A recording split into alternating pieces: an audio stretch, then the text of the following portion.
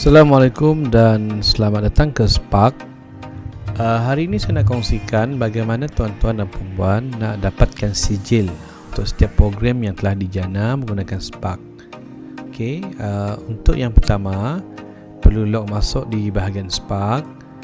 Bagi yang belum pernah masuk, boleh scan QR atau typekan di URL yang berikut. Okey, kemudian kalau bahagian kanan ni kita akan diminta untuk masukkan nombor IC dan juga password. Kalau dah masuk, cari di bahagian bawah ini, iaitu di bahagian koleksi Spark Tool, klik pada sijil dan penghargaan.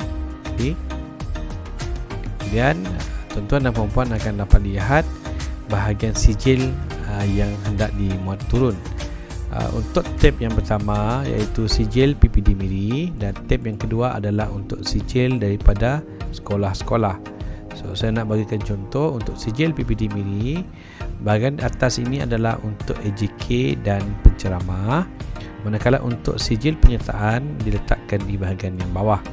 So jika tuan-tuan dan puan nak muat turun, klik pada bahagian PDF, tekan, dan kemudian ianya akan terus membuat anda untuk save dan boleh muat turun sijil yang ditekan tadi.